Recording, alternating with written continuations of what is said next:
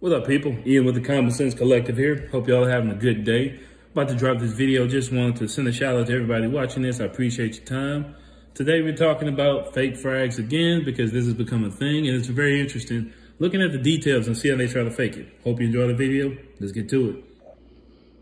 All right, people, the fragrance in question today is this bottle of Polo Blue that I got online off eBay, of course, for cheap. First thing that jumps out, we're gonna look at the aesthetics first. Look at the box.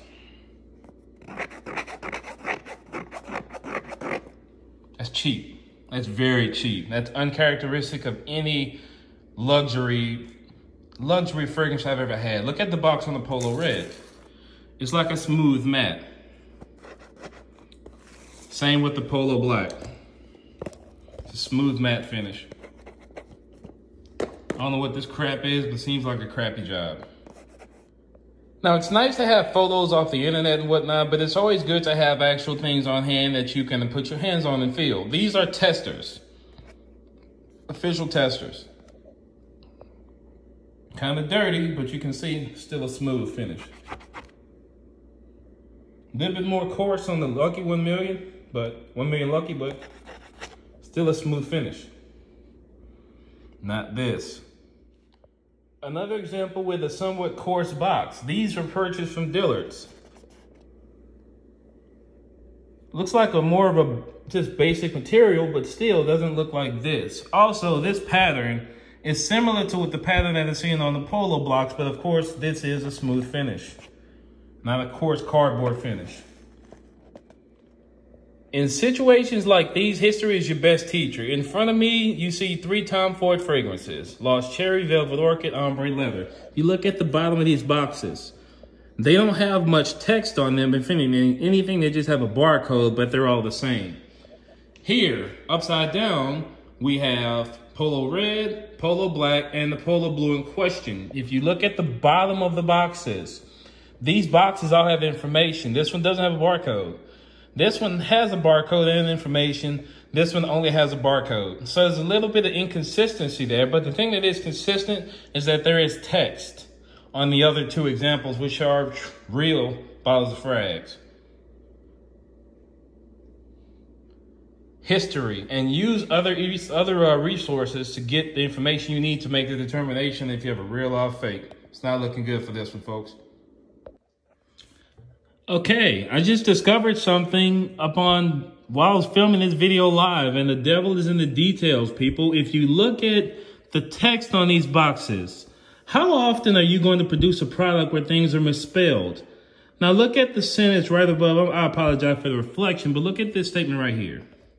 For any purpose other than that which it is intended. Look at this box.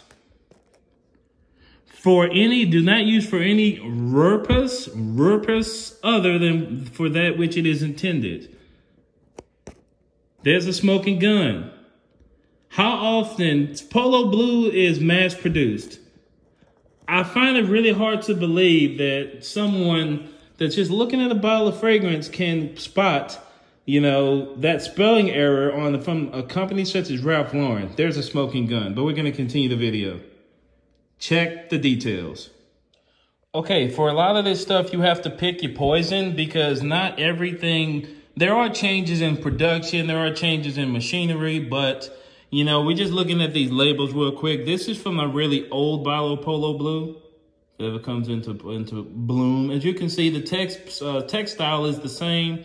The Ralph Lauren Polo is a bold text. The other text is not, it's smaller. If you look at this one, it's kind of the same. If you look at this one, it is kind of the same. It's a little bit bigger. If you go to the other one, it all seems like it's about the same size, all kind of a bolder print. This one does have a batch code, which is something else that we could hit on. These all have batch codes. I'm not sure if my old one does. Or it may be a myth worn out. This bottle is over 10 years old, but these are things to be on the lookout for if you're looking for fake fragrances. All of these details matter. Some things are hit or miss, but it doesn't hurt to look at them. If you look at the actual design on this horse, that looks fairly legit, honestly. It doesn't look bad at all. This is the original. It may be slightly more detailed, but they look almost identical.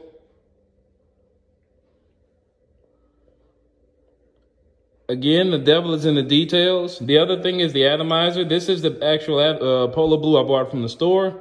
So for these, it seems like they did color match the atomizers to the bottle, at least a little plastic part.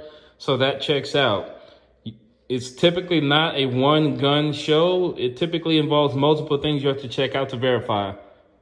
Do the entire thing. Make sure you got good stuff. If you're gonna buy on eBay, I wouldn't recommend buying legacy fragrances like this at incredibly discounted prices until I shop the prices around. Gotta be smart, folks. Okay, we've looked at the packaging. We've looked at the boxes. We've done comparisons with images online. We've looked at the text on the back of the box. We've looked at batch codes. The biggest test and the final test that we really have is the smell test. 10 years old.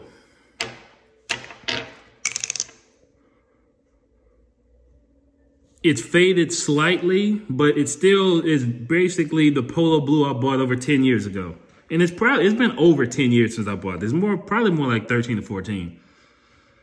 That's Polo Blue. Still love that fragrance.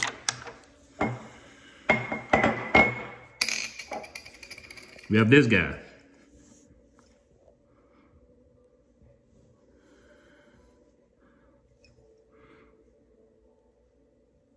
It's a very vague, weak representation of what Polo Blue is supposed to be. You can tell it tries to keep the edge, but it doesn't have it. You can tell it's going to be nowhere near as pungent as the original. And I've actually worn this. It doesn't wear well. There's really not much sillage to it. It's very weak on the nose, straight out of the bottle. I've worn this. I've not sprayed this. When it comes to fragrances, that just what I've seen on the box, if I know something's fake, I am not going to wear it directly on my skin. I've worn this on other clothing, primarily work. This is something I will wear to work at a gym. Work or the gym. That's only when I have something that I do not feel is, when I know it isn't real and it's not going to wear like the original, I don't want it to be identified as the original. I would only wear it to places where it's irrelevant, honestly. Be leery of when you buy things online. I knew this was probably going to be the case, and I accepted that because I still had some Polo Blue left. I actually was just trying to re-up. But when I run out of my original Polo Blue, I like to just go to Belk or somewhere and get another bottle of the original and keep this for trash. Because Polo Blue is something I want to keep in my repertoire. It's an old classic. I recommend you try it. Get a sample first. It's harder to get, it's harder to get fake samples because samples are typically cheap. I would recommend getting a sampler of Polo Blue. And the same thing happened with me with some Joe Malone I bought a while back. I bought a bottle of Joe Malone that was incredibly depleted, was likely stored incorrectly, and I bought a sample that popped. So I recommend samples. I hope you enjoyed this video, and stay tuned, more to come.